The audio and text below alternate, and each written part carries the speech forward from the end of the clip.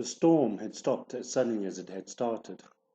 I stood outside and appreciated the beautiful dark clouds and the smell of the post-storm freshness when I first noticed it.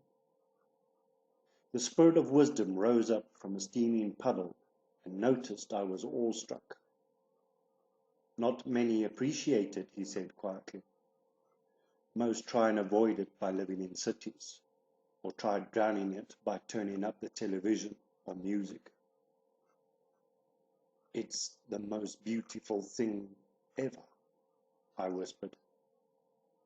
Not a bird sang, not a breeze stirred. "But what is that sound?" I asked after a little while. "That is the sound of God breathing," said the Spirit.